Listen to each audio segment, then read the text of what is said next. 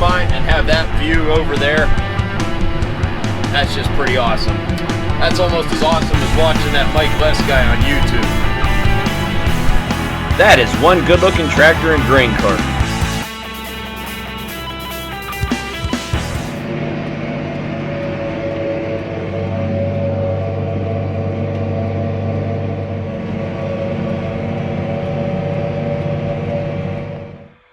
Hello YouTube, it is Farmhand Mike bringing you a video from Darke County, Ohio. Out here on the farm that I help out on, we finished planting corn and soybeans on May 22nd, and we started side dressing corn shortly after that. It seems like every spring is different every single year. Overall, we had a pretty good spring as far as getting field work done. It was a very cold spring. It was fairly dry. We started planting on April 6th, and those crops, they've been through a lot. They got snowed on. They got frosted several nights. They looked yellow. They didn't look good, but everything come out of it now with the warm temperatures, and we had rain, but we didn't have any big rains that kept us out of the field for long periods of time or anything like that. So we was able to get finished planting at a decent time and get everything covered, and the way it looks right now, I don't think we're going to have any or much replant. Since I filmed this video till now, we've had some pretty good rainfalls here in the month of June, and everything looks pretty good that way. There was some areas that did get up over 5 inches of rain. I did see some fields, some of the low spots where soybeans were drowned out, even a little bit of corn damage. I don't think we had much of that on any of our farms. I'll try to keep this video as short as possible, but I get a little carried away when I'm filming with the drone and on the ground, so I'm going to try to edit this down the best I can to give you the best footage I have. I got several aerial shots, I got some in-cab footage, on the ground footage, and all that good stuff. Cool, the CORNSTAR might be pretty cool. I met him once, but he ain't got nothing on Farmhand Mike when it comes to cool sunglasses. I know he does the pit vipers and all, but you know, when you got the over-the-glasses sunglasses on, you really got it going on. Lunch is here.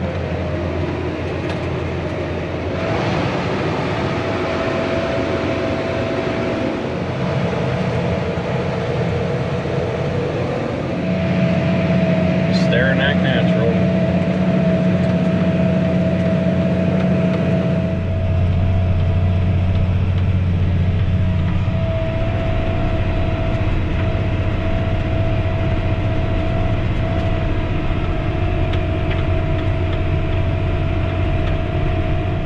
So let me tell you what I did today. I have a pair of black tennis shoes, or sneakers, whatever you want to call them, in my garage, and normally if I'm just running back and forth out the garage to my truck or the backyard, I just slip these shoes on.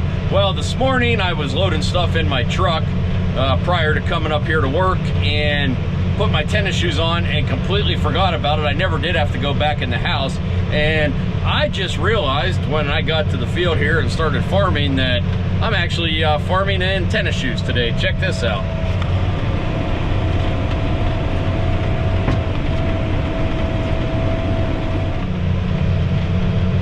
Nothing wrong with it. I know lots of guys that work or farm in their tennis shoes, but hey, I still got my big Bluetooth on, and I still got the pliers on, so I'm still kind of a big deal out here.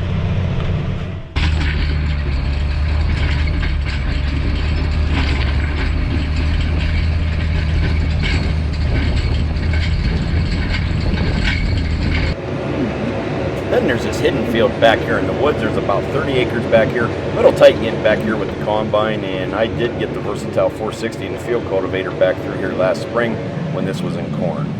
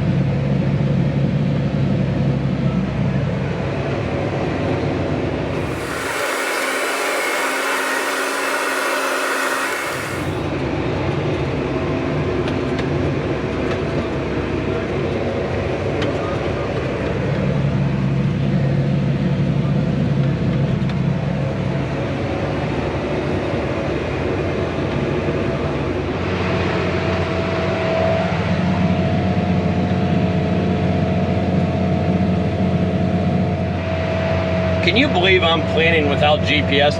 I will almost guarantee someone is going to watch this video and they're going to see the drone part with the markers being used and saying, hey, where's the GPS? Where's the guidance? How's come you're planting, driving the tractor and using markers? I don't know why that stirs some people up, but it does. But anyways, the corn planting tractor has it on there, and this tractor does not, and it's really not that big a deal to throw a marker down, and we're planting in last year's corn stalks, so really I just put the marker down, know where to go, and then I can just follow the rows, so it's pretty easy. Not really that big of a deal. I don't know why that stirs people up, but anyways, let's take a look at the marker.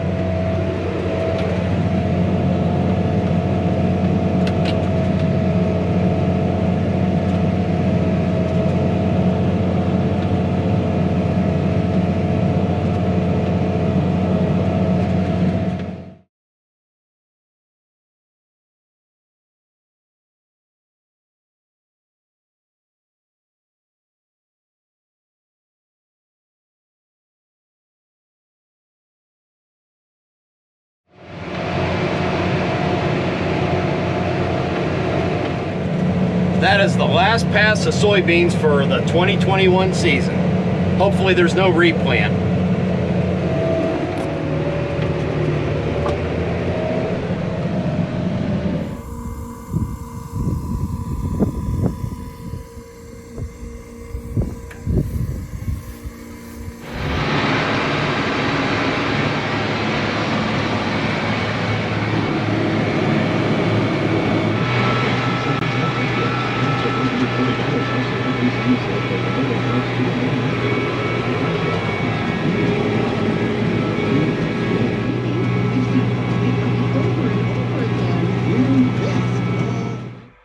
And new to the farm is this New Holland TS110A tractor.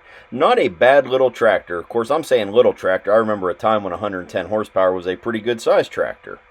Anyways, not a bad tractor to run in side dress corn with. A little bit rough being two-wheel drive and so forth, the short wheelbase. But again, I enjoyed it. The only thing I miss, I need to put a cup holder in it.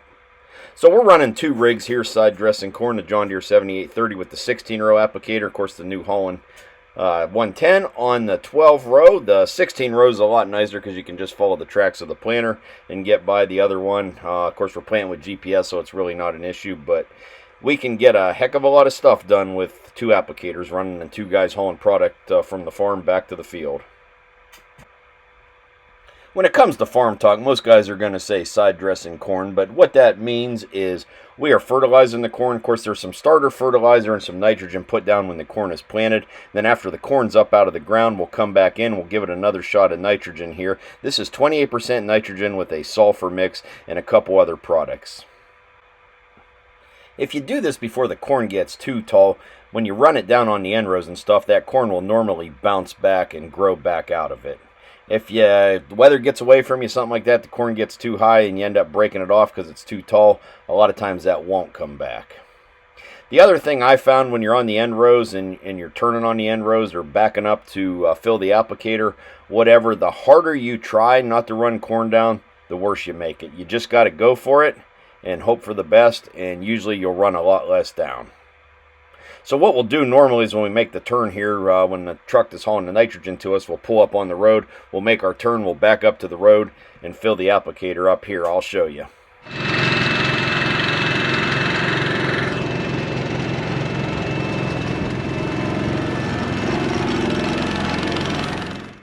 Or some guys will come in and side dress corn by putting anhydrous ammonia down between the rows, and that works too. Anhydrous ammonia is generally a little cheaper. It's just a little more dangerous to work with and so forth.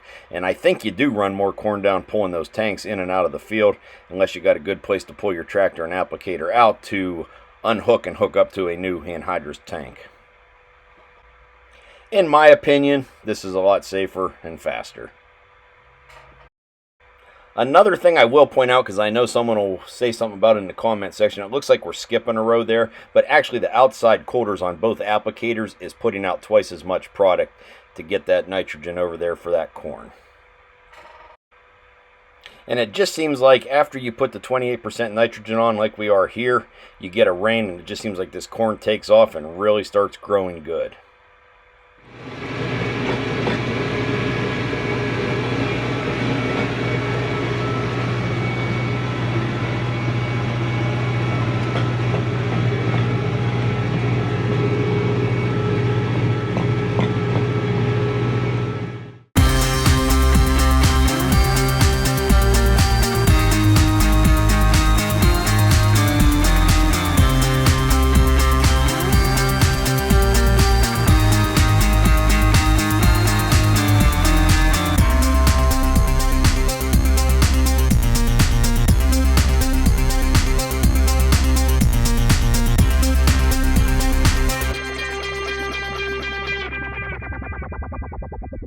Thank you, sir. May I have another? Okay.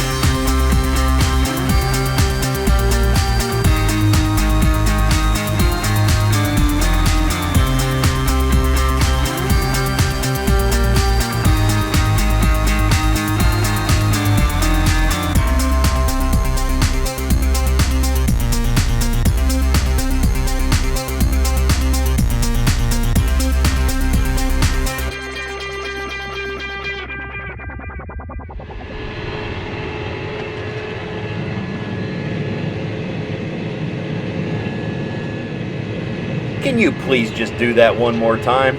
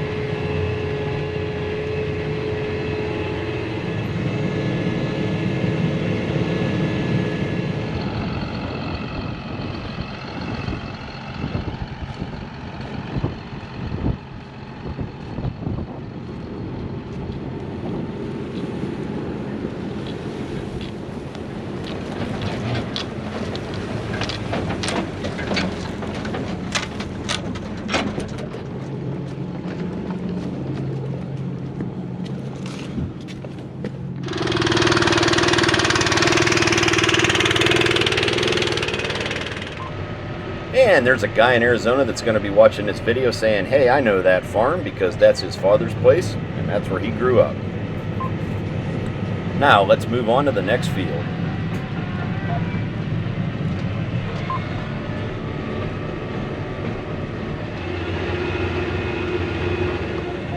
So lunch on the go today, I have a roast beef, turkey, and provolone, and I can make a decent sandwich, but it's not near as good as what my wife makes. And I don't know why she can use the same stuff, or I can use the same stuff, and it's just never as good, but that's just the way it is. But I'm pretty hungry, and this is going to be delicious. So I got this, my Pepsi Cola, and some potato chips. Can't hardly beat a lunch like that out in the field.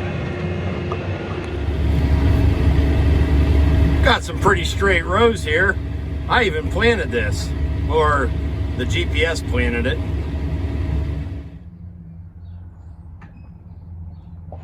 We're about done with this field, and I think we're gonna just miss each other here.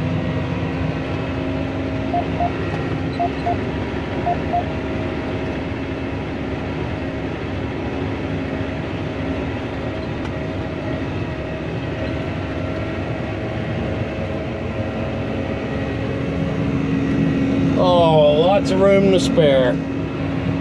I have to go back that way to get to the road, so I guess I'll pick up those few rows we have left, and we got another field side dressed. This corn's really looking good.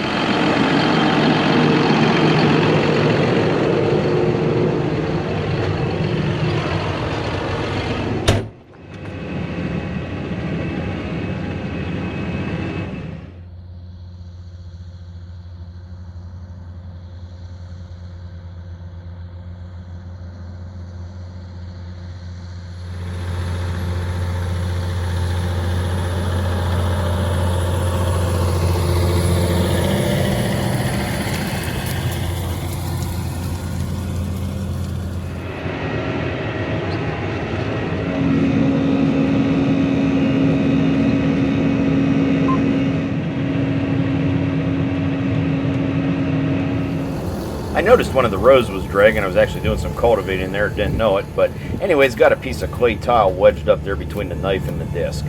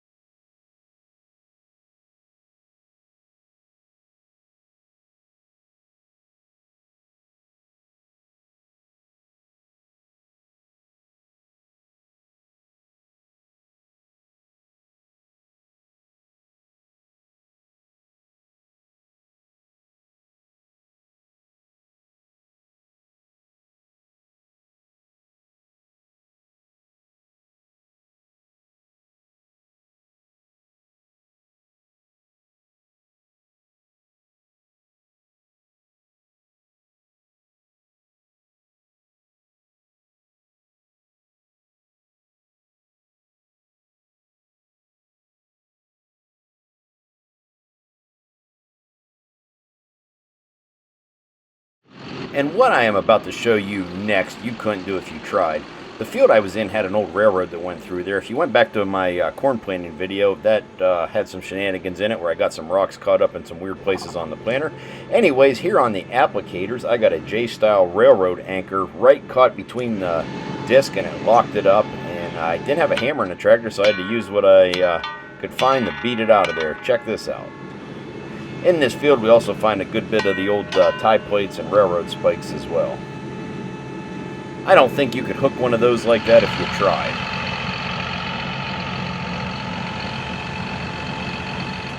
I'd like to think I'm paying attention, especially doing this job. You can't really be on your phone or you're going to go off the row and run corn down, but it's amazing how far you actually go until you catch something like what just happened there. I remember when I was a kid cultivating corn, there was a stick laying crossways on the row. I caught it with the cultivator and took out 4 rows of corn for a long ways. And with that said, that's going to do it for this video. I hope everyone enjoyed it. Feel free to hit that like button and comment below. If you're new to my YouTube channel, please consider hitting that subscribe button. Remember, you can also find me on Instagram, Facebook, and TikTok at Farmhand Mike. And as always, thanks for watching and supporting my social media.